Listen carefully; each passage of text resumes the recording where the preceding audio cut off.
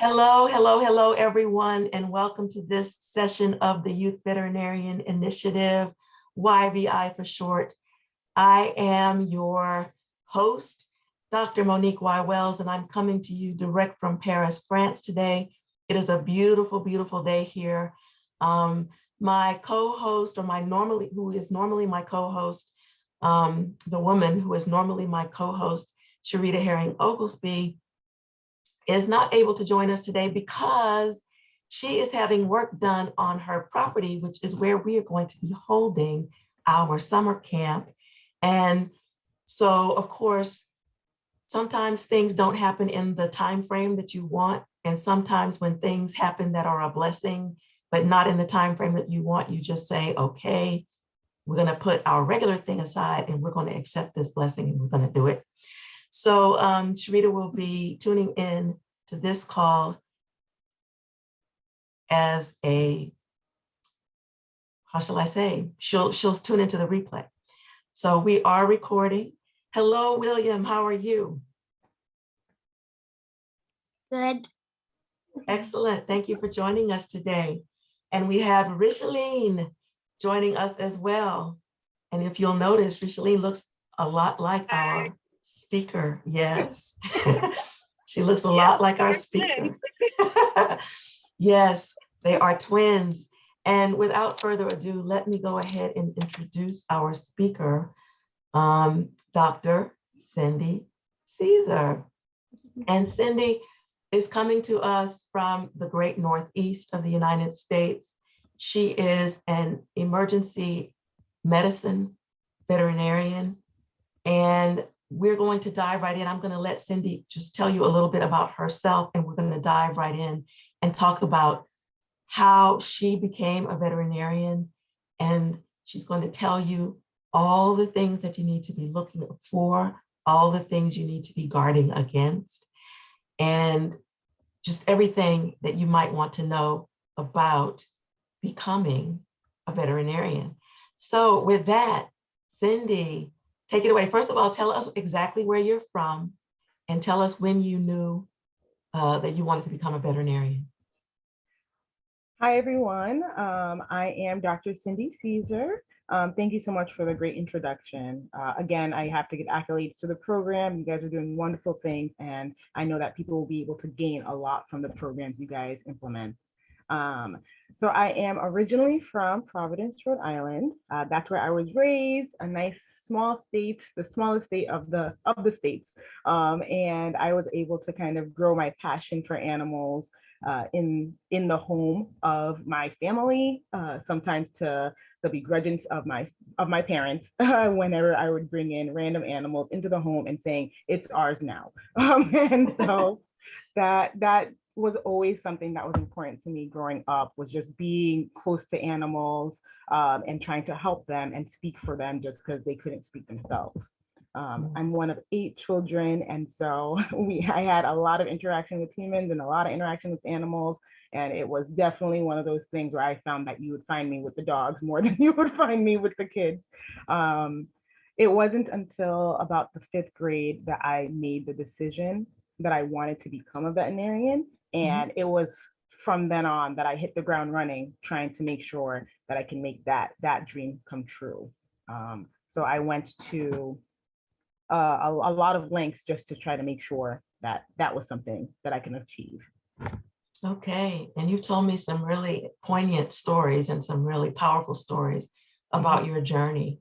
So tell us, I want you to tell the first story that you told me about when you were asked what you wanted to be when you grew up and you were told something, you were told something that really struck you. Go ahead and tell that story for us. So when I was younger, we were in school and we had an activity where we all had to decide what it was that we wanted to be when we got older. And it was for our parents, and everyone was going to be there, and we were going to write on a large piece of paper what we wanted to be. And then you'd hold it in front of you and you'd say, this is it. This is what I want to be. And as I noted, I was fairly young when I made the decision that I wanted to be a vet. So I went to my teacher and I said, I want to be a vet. And then she said, no. She said, you can't be a vet. That girl over there already said she wants to be a vet. We can only have one vet in the class, so you have to pick something else. Oh, And goodness. and so You didn't tell me that part. oh yeah, sorry. So I'm like, okay. So I ended up writing tennis player down instead of vet. Main reason being I knew that there were Black tennis players, Venus and Serena, wonderful icons. And so I'm like, maybe I want to do that, knowing I had never played tennis a day in my life. And Mhm. so there I was standing in front of the whole world declaring that I wanted to be a tennis player, even though I knew deep down inside that I want to be a vet. But that was kind of one of many obstacles that I faced where someone told me, no, you can't do that. Mhm. Oh my goodness. And Yeah. so here you are, even at that age, you're being forced to quote unquote be a fraud. Yeah, for sure. That's a horrible, horrible situation to be in. And Yeah. so after that, what happened? So after that, I just still decided, hi, I'm gonna go ahead and be a vet still. But it was really tough just because there weren't many people within my community that could be mentors or appropriate guiding figures because I didn't know any Black vets. I didn't know any vets. Mhm. Yes, we had a ton of animals growing up, but they didn't get proper care. They were never vaccinated. None of them were neutered or spayed. We didn't have that knowledge to know the appropriate way to take care of animals. So we didn't have the appropriate mentors to guide me and let me know what I was supposed to do. So Mhm. most of my journey was spent kind of blindly trying to figure out what direction I had to go in order to reach this goal. Mhm. So I went to high school, and me and my sister, we ended up getting into a program that allowed us to leave high school early and start college early. And Mhm. so we did that. Then we got into Rhode Island College, and that's where I got my undergraduate degree, Mhm. where I obtained my Bachelor of Science in biology with a minor in chemistry. Mhm. Um, and the struggles certainly didn't end there. There was Mhm. definitely a lot more that was to come. And I learned mostly the hard way that this road to becoming a veterinarian wasn't going to be a straight one. There was going to Right. be a lot of hills and a lot of twists and turns and ice and sleet and Mhm. all of Mhm. these things. Well, let me ask you about you made the decision, you were still in elementary school, but then how did you find out what was required to apply to vet school? So how did you even know what you needed to study in high school and how did you find out all about that? So all I had ever learned was that it was harder to get into vet school than it is to get into medical school for humans. Mhm. Main reason being is there are just tons more human medical schools than there are veterinary schools within the United States. So they Mhm. have to be very selective in who they choose because there are only so many spots. Mhm. So when I was in high school, I knew that I had to at least somehow put myself above the rest. So I took all the honors courses and I did everything that I could and joined all the programs that I could to make sure that I was on the path to go to college. Mhm. When I got to Rhode Island College, it's funny because my passion was always English and writing. And Mhm. so I told my advisor, I'm like, hi, I want to be an English major. And he Mhm. laughed in my face. He said, wait, don't you want to be a vet? I'm like, yes. Uh-huh. And he's like, you have to do biology. I'm like, I do? He's like, yeah. I'm like, I didn't know that. I'm like, Oh I want to do my. English.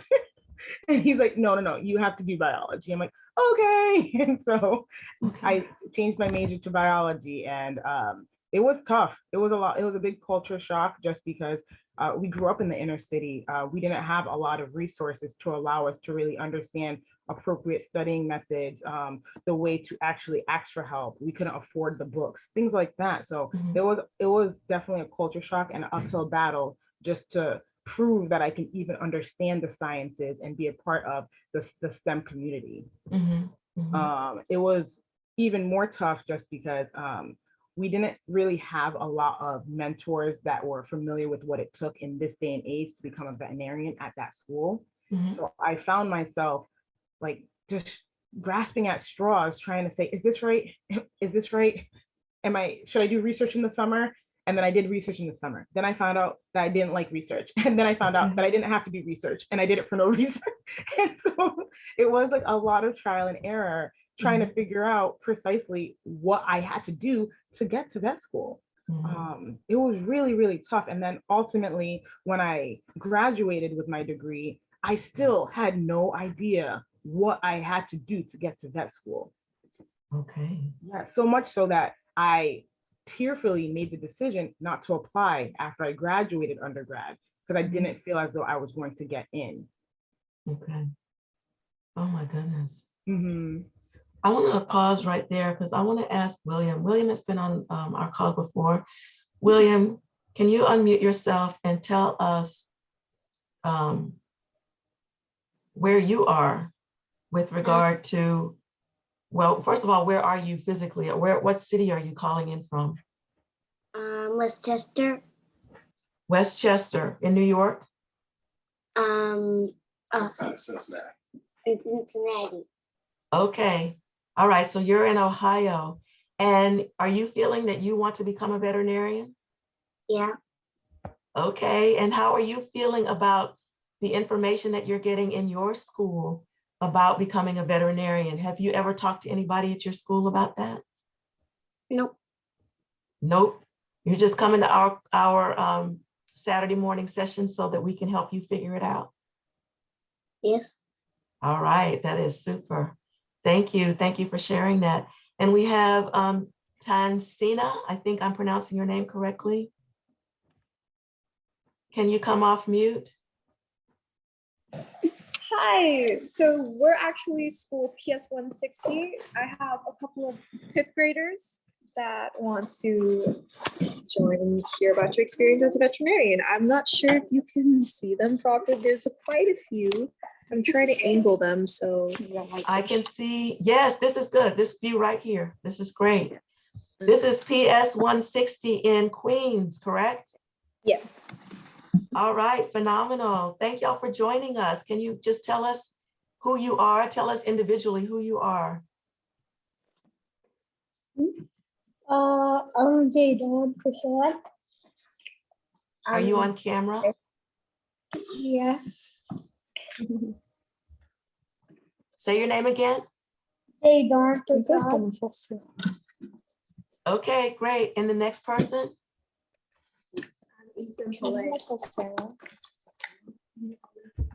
Speak up a little bit. We can't hear you.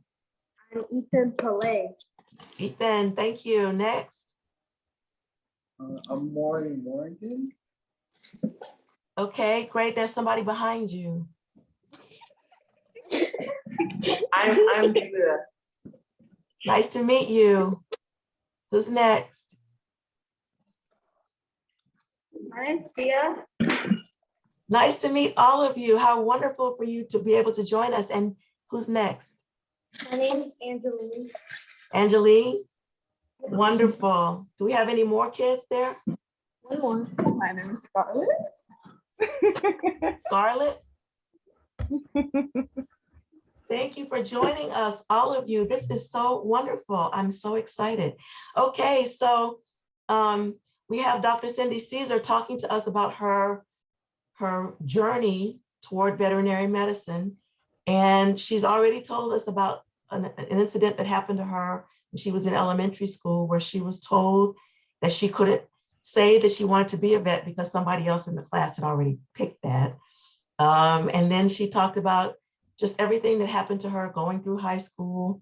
And so Cindy, you want to pick up your story now? Yeah, for sure. So after I had graduated from college, I recalled that all I knew about becoming a veterinarian is that I needed some experience with animals. It was tough because other than owning pets, I didn't have any experience with animals. I had never worked in a veterinary hospital. I had never been part of like an animal care team. I had never done any of those things. And so I had been working at the local zoo in Rhode Island. It's called Roger Williams Park Zoo. And I worked there at the concession stands. So I got to see the animals, but I sold the food and I sold the drink. Okay. So after I graduated, I made the decision to apply to be one of the animal care interns, where I would work with the zookeepers and the veterinarian to really learn how to be around large animals and be as diverse in my experiences as I could be. Mhm. So I started my work. It was a 10-week journey working at the zoo, and I worked with the snow leopards, the elephants, the giraffes. I worked with the cheetahs. I worked with all of the animals that were in the zoo, and it was among the most amazing experiences that I had upon my journey.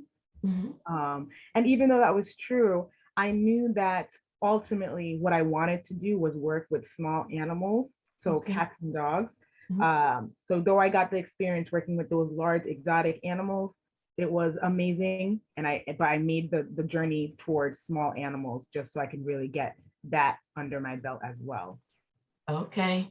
Well, before we go on and talk about that, I want to welcome Dr. Felix Vega to the call. Felix is a classmate of mine from the University of Pennsylvania, and he's been with YVI since the beginning. So welcome, Felix. I'm glad you were able to join us today. Yeah, good morning, everyone. Sorry I'm late, but I'll try and be a good listener and pop in when I can. All right, fabulous. So Cindy, you mentioned snow leopards, you mentioned all these exotic animals. Tell us exactly what you were able to do with them during this internship. So I got to participate in their enrichment. I got to participate in administering medications, their physical examinations. We were able to have many sedated procedures. So we got to do dental cleanings on the snow leopards, on the giant bears. We got to draw blood and just give them full once overs.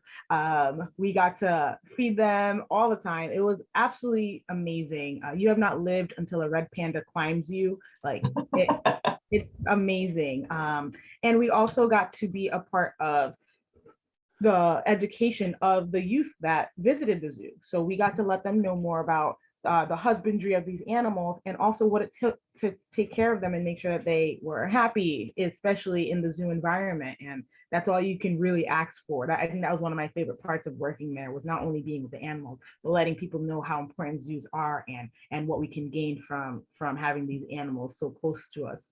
Mm-hmm. And so how long was that experience?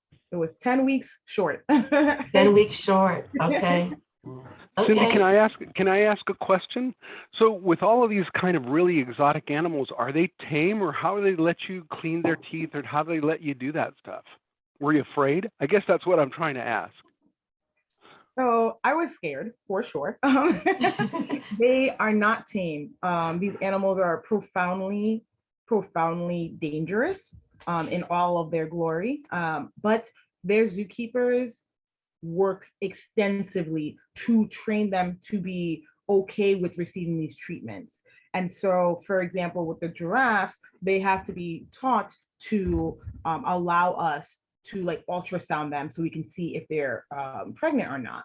And so we have to have them knowingly be able to go into their holding area where they are more contained. And then we are giving them treats or like things that are positive in regards to reinforcement so that they can learn this is going to be the feeling you will feel every day for the next like 30 days until you are actually pregnant, so we can be able to comfortably ultrasound your abdomen. And then a lot of times the giraffes are like, I don't like this feeling yet. We're like, okay, don't worry. Every day we'll desensitize you to the feeling of just the ultrasound probe. Then we'll put gel on it. That's gonna be cold and weird. That's gonna be new. We'll desensitize you to that. So the animals are all, they become desensitized via positive reinforcement so they can be okay with the less invasive procedures. But for the ones that require more invasive procedures like dental cleanings or blood draws, 100%, they're completely sedated. Completely sedated. We do not go in there unless they are completely sedated. Thank you. Right. Okay. Yeah. Absolutely. Amazing, amazing. You had a much more extensive experience at the zoo than I did. I worked at the Children's Zoo in Houston when I was coming up. You know, I was a young teen, and the most exotic thing I got to do was take the boa constrictors out for sun. Okay, so go ahead. And so tell us, does anybody else have any questions before Cindy continues her story? Anybody at PS 160? Y'all have any questions? William has no questions. Perfect. Someone is raising a hand. Yes, what's your question? How long have you been working for? How long have you been working? Good question. Okay, so I graduated vet school in 2019. And I'll go over internships and what that means, but I did do a 1-year long internship after that, and that internship ended in 2020. So I've been officially working for about 1.5 years now, and I work in emergency medicine at this time with small animals, cats and dogs. With small animals, cats and dogs. Does anybody else at PS 160 have a question before we go on?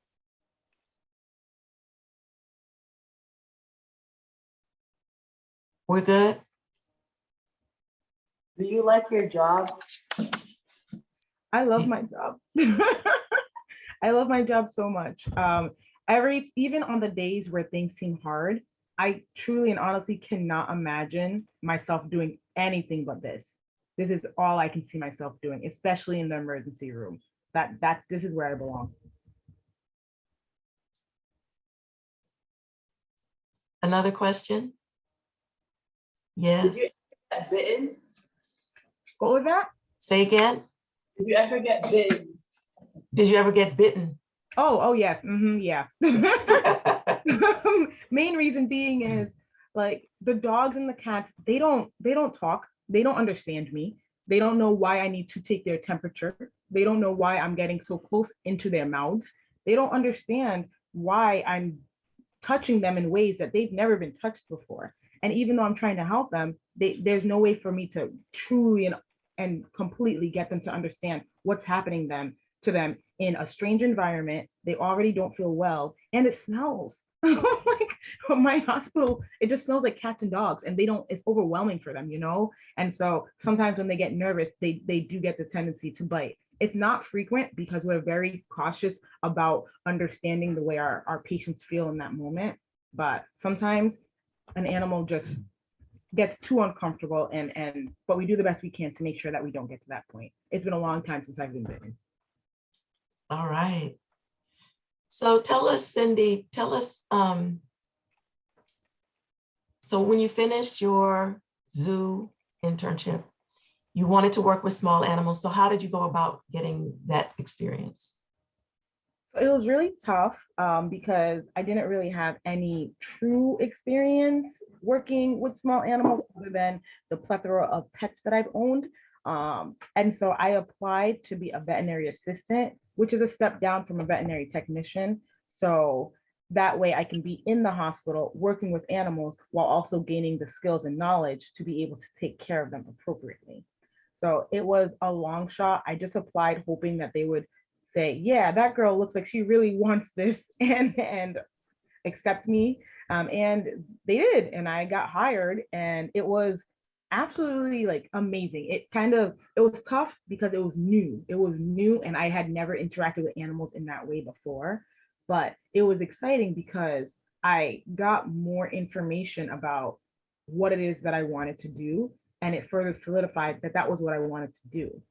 So if I was to give advice in that way, before you kind of take the plunge and go into to go to vet school, definitely see if you can spend some time in a hospital working with the type of animals that you want to work with to really see if that's what you want to do. Because I did, and it changed me. It made me realize this is exactly what I'm meant to be doing.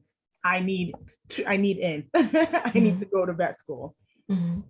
And how did you find the veterinary assistant program? How did you find out about it? I didn't know any veterinary technicians or any veterinary assistants. So I scoured the whole of the internet and just typed in veterinary technician jobs, veterinary assistant jobs, until I can find one that it seems bad, but one where they didn't require a ton of experience. Mm-hmm. because I knew it was the only way that I would get my foot in the door is if I was able to go to a place who knowingly knew I had very limited experience. Okay. And was that hard?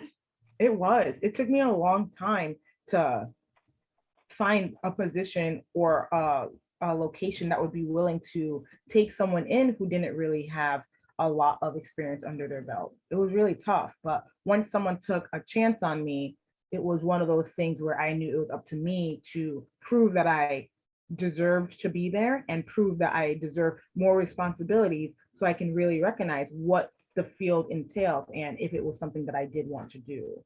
Okay. And so then what happened? This is like, it's like a soap opera. So then what happened? So after I worked at, I was so scared still. After I worked at this location for about 1.5 years, recognizing that it's what I wanted to do, I made the decision to finally apply to vet school. I still didn't know if I was good enough. I had done, I had finished school already. My grades were pretty good. I worked with zoo animals. I have 1.5 years experience with small animals. I did that one summer of research that I regretted. Like maybe I'm diverse enough now to apply and just see what happens. So I was really nervous. And at the time there were about 26 veterinary schools in America. And I wanted to apply to many of them, but I only ended up applying to 2. The main reason being it costs money to apply to schools. And if you don't get in, they don't give you your money back. And I didn't really have a lot of funds. We were unfortunately pretty impoverished, and we could only really afford to trial. So my goal was to just try to apply to a school, see how it goes. And if I get in, cool. If I don't, I won't have disappointed myself too greatly because I didn't really expect that I was gonna get in, truly. My biggest thing was I didn't want to apply to a school that I knew was going to say no. Okay. And so I applied to the 2 that were closest to Rhode Island, because once a Rhode Islander, always a Rhode Islander, you kind of want to stay close to home. And the statistic shows that most people do not get into vet school on the first time that they apply. You usually have to apply on average 1.5 times before you get in. So I applied to 2 schools. One of them was Tufts, and the other one was Penn, UPenn. Okay, that's where Felix and I went. Really? Okay. Yeah, yeah. And so I applied, and I was so nervous and scared. I just didn't think that I was gonna get in. Like I cried every day after I sent in my applications. I worked diligently on my essay. I had a wonderful professor at my undergraduate who proofread my essay and said, hey, this looks good, change this up, things like that before I submitted it. And I ended up writing about my twin. She was in my essay. And while we were waiting to hear back, I had gotten a call or an email from Tufts saying, we'd like to interview you. And I cried real tears that day. I didn't think that they would even want to meet me, but I kept repeating, all they have to do is meet me. They just have to meet me and maybe they'll say yes. Because even if I don't look as good on paper as my colleagues, I am dedicated. I want this. I have put in the work. Please just meet me and let me show you that. So cried real tears that day. The interview comes and I walk onto campus and everyone recognized me. They'd never met me, but they all, and I was there with my twin, and they're all like, is that Cindy? Is that her twin? That's the girl who was in the essay. I'm like, did you all read my essay? I was completely floored. And I'm like, this is cool. This is great. This is scary. So I got into the interview process. They spent like the first 15 minutes of the interview process just talking to me and my twin, just in awe that we were even twins, and talking about the essay. And then they had my sister step out. And they interviewed me. And even though I was scared, they just got to know who I was and what this would mean to me. And then like a month or so passed and I got the letter or the email saying that I had gotten in. And that's again when I just cried. And I knew that that was just the beginning of my journey. It was going to be another battle while I was in vet school, but it was amazing that I was able to get there with the support system that I had. And then after that, UPenn rejected me, but that's okay because Tough said yes first, so it was Okay, less of a blow, you know. right, right. So can I interrupt here with a question? Because I want the kids to understand this is very interesting. Dr. Cesar went to veterinary school a long time after Monique, Dr. Wells, and I went to veterinary school. But she's saying a couple of things that haven't changed in 30 years. Okay. And I think it's really important for all the young people on here to listen to that. And there's two, for me, really important things is that she was prepared. You know, she studied hard. She took all of the right classes and she, got all of the right experience. And Monique and I had to do that same thing. We did it there. And then the other thing, which I think is really important, is that she was true to herself. When she went to her interview, she said, I can do this. They just need to get to know me. I need to show them who I am. In Spanish, we say "si se puede," and that means yes, you can. And she's doing the same thing 30 years after Monique and I did it. She did the same thing. So I want all the kids on the call to understand that same thing. You got to be prepared. So study hard, get some good volunteer work, get some good jobs. But then at the end of the day, if you did your work and you did what you're supposed to do, you put in that application and you go to that interview and you say, yes, I can. You need to talk to me because I can and I can do it. And I think, here we got Dr. Wells and Dr. Cesar and myself who can tell you that works. If you do the work, you put in the time and you believe in yourself, 30 years later, it's going to work. So I'm hoping we see William and all the other kids on here, talking about us in 30 years and saying, hey, that same thing worked for me too. Yep, yep. I can't say enough how much I agree with Dr. Vega.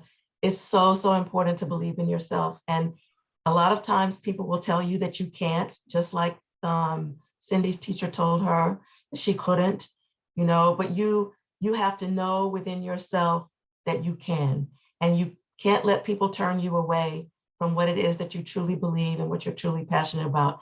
And you can find people to help you do whatever it is that you need to do in order to make your application a good one and a strong one. And once you get that thing in there and they invite you, then you just go in there and you shine. And so I wanted to ask you about your mentors. You mentioned that one of your teachers helped you with your essay. Did you have a lot of other mentors, or was that a unique experience for you? It was really tough because finding mentorship on this journey was near impossible because no one really knew how to do it. No one in my environment knew what to do.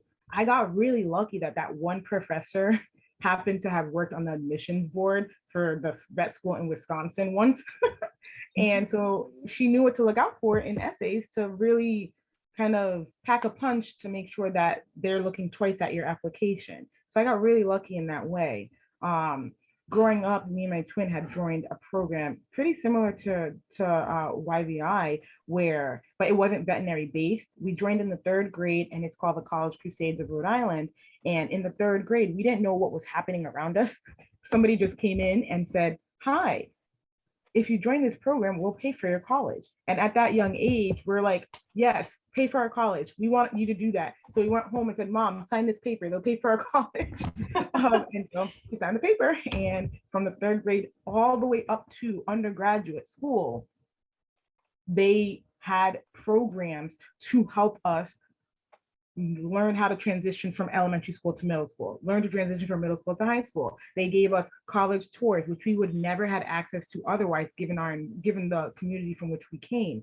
We had a mentor throughout every year who would visit our school or be stationed in our school to act as someone we can go to for advice, for guidance. Even if they had no idea what our dreams were or anything like that, they were there to say, you're doing great in school, you can do better, or you can do what you need to do. And they did the best they could. They got us SAT prep to the point where me and my twin, being in this program, humbly, me and her both got the highest SAT scores in our high school. And I don't, just because they were willing to give us a shot to figure out what can the inner city youth do if you give them a chance, if you give them the resources. Right. I'm thankful for that program every single day, because if it were not for that group of individuals just giving students from grade 3 to all the way to college the chance to just learn what their potential is, we wouldn't be where we are today. We just wouldn't be. So I give accolades to that program, and a lot of it otherwise was just really a lot of leaning on my support system while I dredged through a lot of it by myself. Yeah.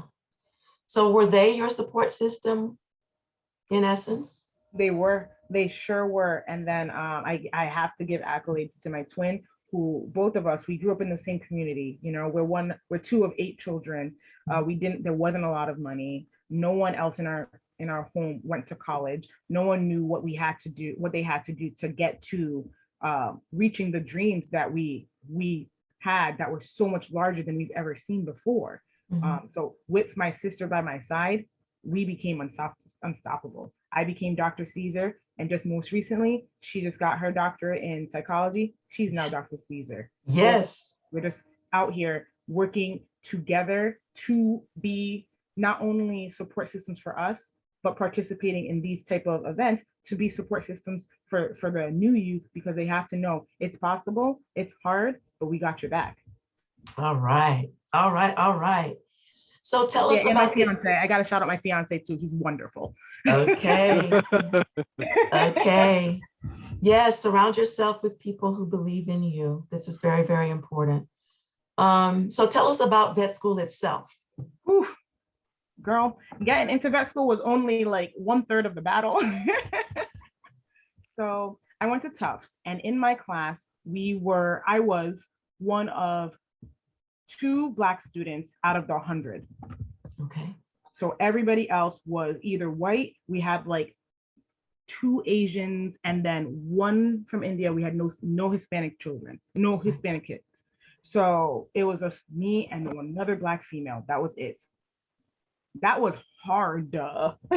Okay. It Hard. was really difficult and it was even more difficult because even though I worked so hard in high school and in undergrad, it was a massive culture shock when it came to going to vet school. I found that I didn't actually have good study skills and that I didn't know how to grasp. I felt like I was 18 steps behind every day compared to my classmates who had more resources and maybe more guidance by the time that they got to vet school than I did. So first year was extremely difficult, just trying to get my bearings.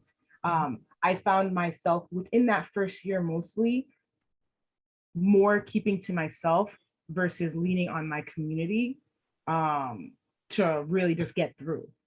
And after I got through my first year, I actually took a job at the school to work again with elementary school children, middle school children, high school students, and college students who wanted to become veterinarians. So I worked that whole summer to have them on our campus to learn what it meant to be a part of the environment, work with the cows, work with the cats and dogs, do anatomy, things like that. It was during that time frame that somebody who worked at the school, he was talking to the students about what it takes to get into vet school.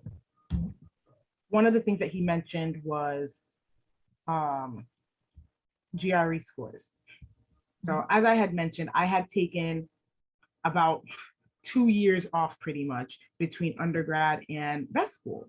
And I took the GRE about 2 years prior to applying for vet school. And I refused. Tell us what that is. Tell us what the GRE is. Got you. So in high school, you guys take the SATs. And the SATs are a test that you take that tests your knowledge in order to generate a score that you would send to your colleges to determine how smart you are. And the higher your score, the better your chances at entering a higher education facility. There are many schools that are kind of no longer taking the SATs seriously, but they do exist. So it's important to know about them and to try to do well on them. when you are in undergrad, there's another type of test called the GREs, which I could not tell you what that stands for, but the GREs, and that's similar to the SATs, it's just at the undergraduate level.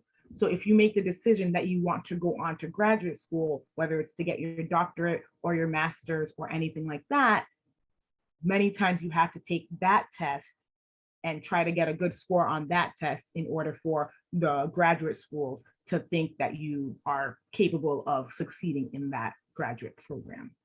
So I did take the GREs. I took it while I was still an undergraduate student. I couldn't tell you what my scores were.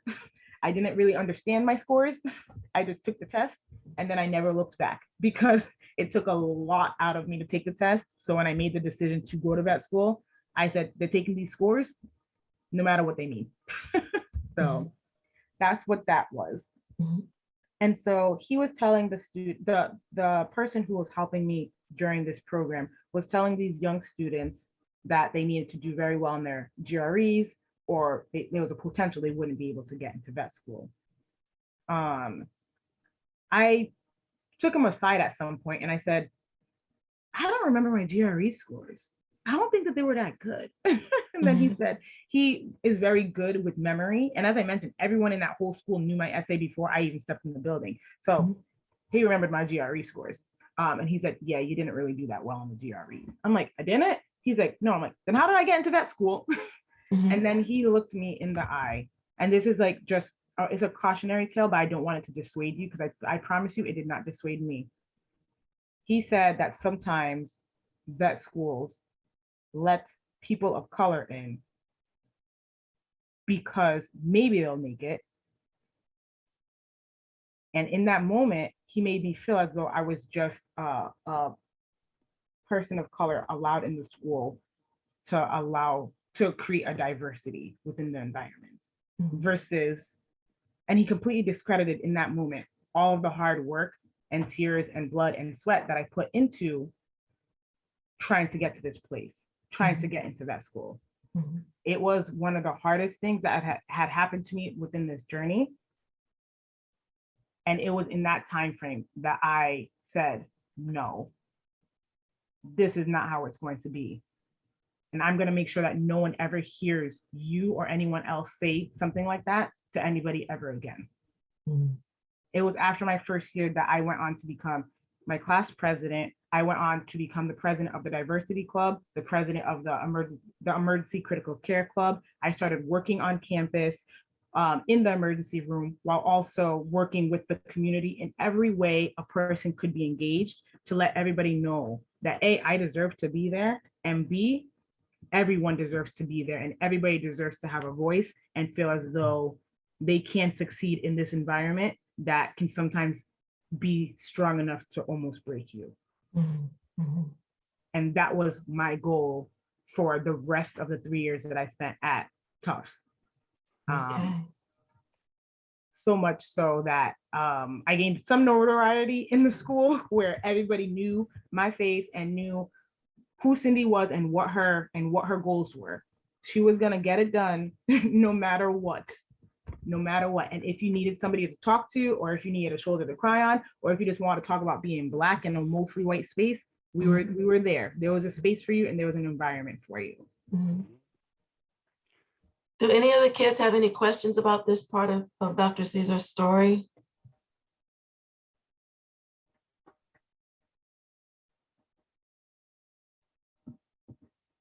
Anyone? Okay. Well, and then Dr. Wells, let me just jump in another bit here before I'm going to have to say bye in a moment, but Okay. I also want to say that, this is another thing that Dr. Cesar is saying that's 30 years later, right? 30 years ago, I was told, well, you're a Mexican kid and, we'll kind of let you in. But, Dr. Cesar, isn't the best revenge success, right? We went in there, we worked hard. I said, yeah, I can do this. You gave me the chance. Now let me show you that I can do it. And I can do it better than some of these other kids that had higher scores. And, I think one of the things that people who are not people of color, people who don't have the kind of backgrounds we have, don't understand how strong it makes us. and they don't understand that our families and having to work hard and having to do things gives us resources and makes us real smart in other ways that people who are really good at school aren't. And you just have to, tell the kids here, just the way what you've just described, we go in, we say, oh, yes, I can, si se puede, and you do it, and it just turns it all out, right? And that's going. So you can't let that, if any of the kids on this call ever hear that, oh, well, you're the Black person and we're letting you in because you're the brown person. Yep. Well, good. Thank you for letting me in, because now I'm going to show you how it's done. There Right? you go. With that, and you just have to be prepared to do that. Mm-hmm. Mm-hmm. Absolutely. concur. Okay. And with that, you guys, I'm sorry I have to leave a little bit early today, but it's good to see all these young people. PS 160, was it? Yes. 160. Good to see you in that classroom on a Saturday. You guys hang in there. And Dr. Cesar, I've loved your talk. We'll talk later. Perfect. Absolutely. Very nice to Okay. meet you.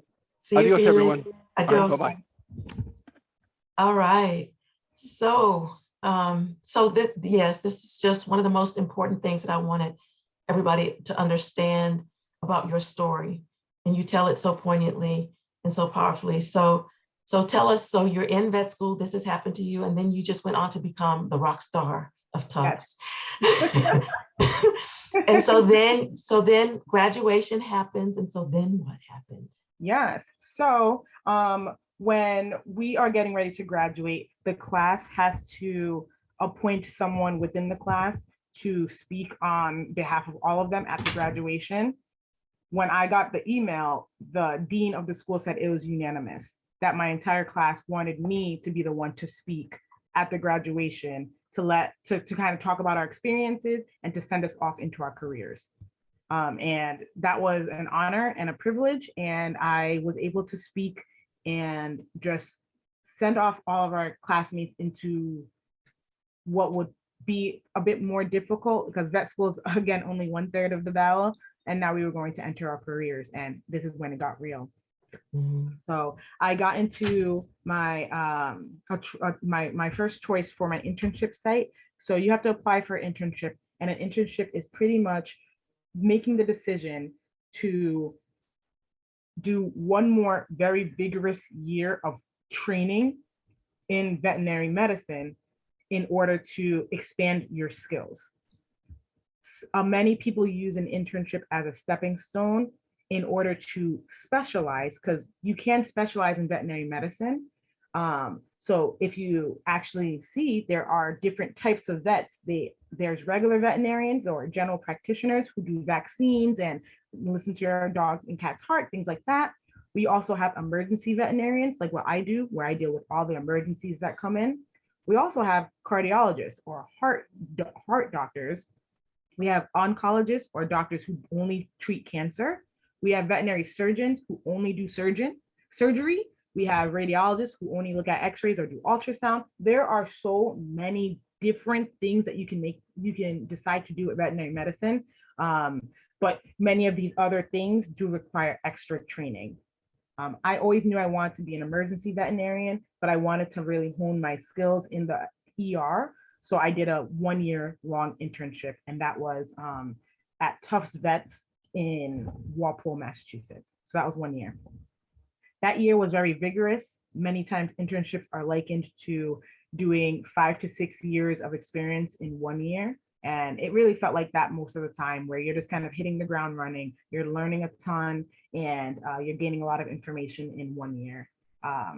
After that year, I made the decision to, for sure, go into emergency medicine. And it was in August of 2020 that I started my job in Massachusetts as an emergency veterinarian. And there's certainly been some ups, there's been some downs for sure, just because the nature of the emergency room.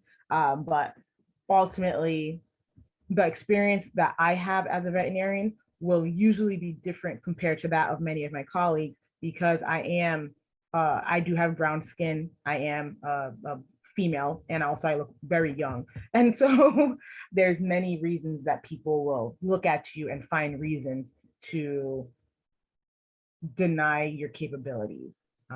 And that's the journey that I'm on now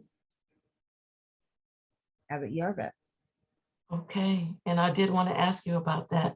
So being a person of color, being a woman, being young,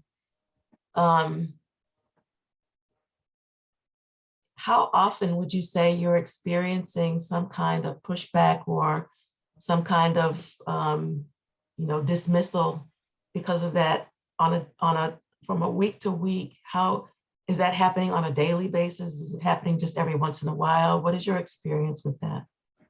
There's definitely what I would call microaggressions typically within the field. It's tough because you find that when you're in the space, it's harder for you to vent about a microaggression to your non-Black counterparts or colleagues because they don't understand and they see it as a small transgression when truly and honestly, as they mount up, they can mean a ton. So I find that almost daily you'll get some sort of microaggression. Anything that's more overt, you'll probably get maybe once every 2 to 3 weeks or so. Okay. Unfortunately, that is the reality, but it's one of those things where making sure that you find a place where you are valued, where people can feel as though they can come to your aid if you're feeling uncomfortable in any capacity, and making sure that your support system outside of the workspace is at its peak. That's absolutely appropriate. Ooh, I think we have a question. Yes, go ahead. Someone at PS 160 wants to ask a question. Go ahead. Hi, so actually it's almost about time for us to head out. However, some of my students did have a couple of questions. Yeah. Okay, go ahead. Have you ever operated on a barren cat? On a what? On a what? A barren cat? A barn cat? Barren cat. Have you ever operated on a barren cat? Barren cat. Oh, yeah, we do operations on cats and the dogs. Oh, no, it's a really it's like one of the biggest cats in the world. Oh no, I lied. I did not do that. I thought you were talking about spaying a cat. I've spayed a cat. But no, I haven't worked on one of those, but it sounds absolutely amazing. Anybody else? What's the biggest animal you ever worked on? An Elephant. elephant. Anybody else? Wait, Yeah. when you were working on the elephant, what did you have to do? Yeah. So one of the biggest things we have to do is make sure, first off, we give him bath. And it's really fun to give an elephant a bath. And it painted me a picture afterwards. It was really cool. We also have to make sure that their feet are comfortable. So we're constantly like we're x-raying their feet so we can make sure that there aren't any broken bones, things like that. And then we're also training them to get injections, and they get injections behind their ears. So we consistently will touch behind their ear, or we will just put like a needle next to their ear so they can get comfortable with that experience. And we also clean their teeth, which is also really Thank you. You're welcome. Last minute questions, guys? Okay. One more? Okay. I guess Are y'all that's all. leaving? Yeah, it's time for them to head out. So, Atia has One more question? Yeah. Do you work on donkeys? Donkeys. So we did have this one really fat donkey at Wildwood Park Zoo. His name was Willie. And yes, I have worked on donkeys. I've worked on cows, I've worked on horses, sheep, pigs. I've worked on all of them. Okay. Thank you so much for honestly doing this. I know the kids definitely enjoy it. For sure. Wonderful. We so appreciate you coming, and we hope you'll be able to come back again. Thank you so much. Have a good one, everybody. All righty. Oh, Bye-bye. thanks for joining, guys. Bye, PS 160. Bye. Bye, guys. All right. And we had Richeline's hand was up a little bit ago. What's your question? everybody. So my question is, because I live with you and I know you, I was wondering if you want to speak a little bit to your experience when you went to South Africa to work with the Okay. animals. Yeah. Oh, I didn't know about that. Okay, please share. For sure. When I was in vet school, I took one summer. It was a 2-week long experience, and I worked at a sanctuary there in Africa, and it was absolutely amazing. We got to be around so many different types of wild animals. We got to be around the baboons, who really like to pull your hair. We got to be around cheetahs. Oh, the cheetahs are amazing. I had a toy that I brought in because we were taking pictures with this toy for our class, and I put the stuffed dog next to a cheetah, and I took a picture, and then I turned for half a second, turned away, turned back, and the cheetah is playing with it like a kitten. It was the cutest thing I ever saw in my entire life. And then I'm like, hi, can someone get that though? And then one time there was a wild leopard, and we were able to capture and release it back into the wild. And it was one of the most majestic experiences of my entire life. Just watching it run from its cage back into the wild. It was amazing. So I'd go back in a heartbeat, and every day I wish to go back. So Fantastic. Thank you for that question. William, you have a question. Did you work on a bear? yes, I did. So we have moon bears at Roger Williams Park Zoo. Their names are George and Gracie. They are brother and sister. And so we would consistently like give them their treats and their medicines and grapes. They love grapes. So you just put the pill right in the grapes, and then you put it through the cage, and they'll eat them like it was their job. I got the luxury of bringing my fiance and my sister with me one time, and we all got to go in and just feed them grapes through the fence.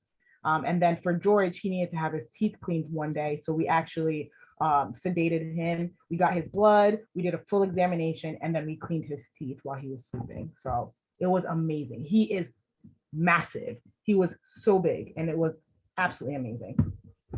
How do you actually sedate them? Do you have to shoot a little gun with a pellet or something? A lot of times you have to shoot a blow dart to get them to be sedated. But a lot of times the dogs, the animals are trained to come close to the fence and show you their butt, and then you can just poke them like that. Oh, okay. All And that's how we right. do it there. Okay. William, do you have any other questions? No. All right. So we are at the top of the hour almost. I just want to have Dr. Cindy Cesar tell us, as we're closing, what do you know now that you wish you knew way back when? And do you have any other advice for anyone who's going to be watching this recording? For sure. There's a part of me that had known that this was going to be a hard journey, and that I'd get a lot of kickback and I'd face a lot of adversity. And one of the things that I know now, and that I wish I had known a bit more early in my experience, is owning my experience and not letting anyone shut me down. Because there would be times where people would tell me consistently, no, you can't do that. And I can't wait to watch you not do that. And sometimes I would take it to heart and allow it to bring me down a few steps. And it was one of those things where I think that if I listened to the voice early on, that I was capable and I could do it, and I had to seek out those who believed that in me as well. If I knew that early on, I would have been a vet decades ago. Just kidding. But it's one of those things where I truly do feel that having that faith in myself and being unwavering in myself in that way, it takes you a long way. So don't let anyone tell you that you cannot do it. Prove them wrong every single day. And then bask in the glory of your success when you get there, because you're going to get there. All right. All right. All right. Well, this is going to conclude our YVI session for today. This has been absolutely phenomenal. Thank you so much, Dr. Cindy Cesar, for coming. And thank you, Dr. Richland Cesar, for coming to support. And thank you, William, for coming and listening and asking questions. You're such a bright young man. I so appreciate you. And I hope that you will come to more and more and more and more YVI sessions as we offer them. And with that, I am going to say goodbye to everyone. Have a wonderful Saturday, a wonderful weekend, and we will see you in 2 weeks' time on YVI. Perfect. Thank you, guys. Bye.